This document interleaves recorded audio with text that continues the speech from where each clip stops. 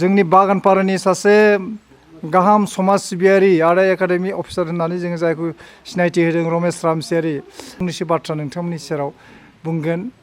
जोंहा देबेन्द्रनाथ ब्रह्म सारखौ जे खबर लानो थाखाय जोंनि जायख्लं फैसारि सुबुं सिबियारि जा आफाद बेनिफ्राय फैनायजों लोगोसेनो बिथांमोनजों लोगोसेनो बागानपारानिफ्राय माखासे सुबुं सिबियारि आरो देबेन्द्रनाथ ब्रह्म सारनि मानिजाथाव बा बिथांनि फल'वार्सफोर माखासे नुजाथिनो हादों जोबोद गोजोनथाव खोथा। आरो बे दिनैनि दिनाव बिथांखौ जे खबर लानानै जे बिथांनि सोलेरखौ खबर लानानै बिथांनिसिम जे मोजां हामलायनाय बावबाय बयनिसिमबो जों बयबो गोजोननाय मोनबाय। आरो बेखिनि जिखिनि हाबाफारि बे हाबाफारि लानाया जोबोद गोजोनथाव खोथा मोजां खोथा जादों बियो। आरो बेफोरबायदि जे जोङो पुराना माने सिगांनि जाखिनि कर्मिफोर दङ बेफोरबायदि बिथांमोनखौ जोङो खबर लानानै एसे उत्साह होनांगौ। आरो बेखिनि माबाखौ जोङो इयुनावबो जाहाथे लाखिबाय थानो हायो बे खोब मोजां खोथा। बिदि मोनसे इनकारेजिं खोथा बेयो जोबोद बाख्नायथाव आरो बरायथाव हाबाफारि बेखौ लानानै जों गोजोननाय फोरमायबाय। लोगोसेनो दा दसे समनि गेजेरावनो जों मोनसे खोथाखौ मिथिनानै गोजोननाय मोनबाय जे बेयो मोनसे थांना थानाय समावनो बिथांनि बागै एबा मोनसे बराय बिजाब दिहुननायनि बाथ्राखौ बिथाङा एसे रायखांदोंमोन। आरो बे समावनो लोगो लोगो बिथांनि गेदेर फिसाला बिथां सन्जिब ब्रह्म फोरमायबाय लोगोसेनो जे बिथांमोना अलरेडि बिगुमैजों लोगोसेनो न'खरनि गासै रायलायखाबायानो थादों खिन्थु दैदेननो थाखाय लिड लानो थाखाय बिथांमोना मोनाखै। दा ओंखायनो मोनसे बेब'स्था खालामना होनांगौ जे बेखिनि प्लेटफर्मखौ बानायनानै होनांगौ जे जाहाथे बिथांनि सोमोन्दै थाबैनो मोनसे सुजि आफाद दानानै बा मोनसे माबा लिंनानै जे मोनसे सुजु आफाद दानानै बे खामानिखौ मावफुंनायनि राहाखौ लानांगोन। नोंथांमोना एसे आग भाग लायोब्ला मोजां जायो। खारन गोसो थाब्लाबो दैदेननो बा लिड लानाय मानसि गैयिनि थाखायनो बेफोरबायदि मोजां खामानिया थालांबाय थायो। दा थाबैनो बेखिनि खामानिया जाफुंगोन होननानै आं आसा खालामनाय जाबाय।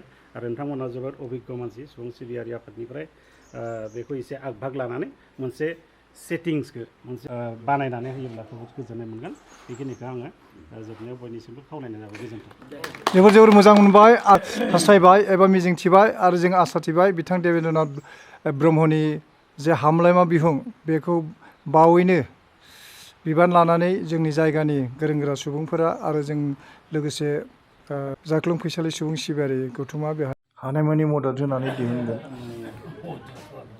आंनि आफा देबेन्द्रनाथ ब्रह्म बिथांखौ मान बावनो फैनाय गासै आलासि नोंथांमोन जोंनि न'खराव फैनानै बिथांखौ खौरां लानायजों लोगोसे मान बावफैनायखाय न'खरनि जानानै आङो गिदिर फिसाला सन्जिब ब्रह्म जोबोर गोजोननाय मोनबाय। बेखिनिखौनो बुंनो आं बरिया थेंक इउ। समाव फिसाजो गेदेर आं नामखौ गेजेर मा नामलाय सनालि ब्रह्मआ मा बुंनो नागिरदों जों खोनासंनो एसे। आं थारमाने आफानि देहानि जाखिनि थासारि बेखौ नुनानै आङो दुखु मोनखांदोंमोन। बेनिफ्राय सानदोंमोन आङो माने आफानि जाखिनि अभिगथा बेफोरखौ आङो सोंनानै लाखिनो गोसो जादोंमोन आरो बेनिफ्राय बेखौ आङो नाथाय जों न'खरनि जानानै माबायदि इन्टारभिउ लानो बेखौ आङो सानदोंमोन। बेनिफ्राय आङो गंगाधर आदाखौ गोसोखांदोंमोन आरो जों जिहेतु आंनि साननाया जे माने बोरैबा माने गोरोबदों जाफुंदों। बेनिखाय नोंथांखौ गोबां साबायखर। थेंक इउ जोंना मेदामसिम।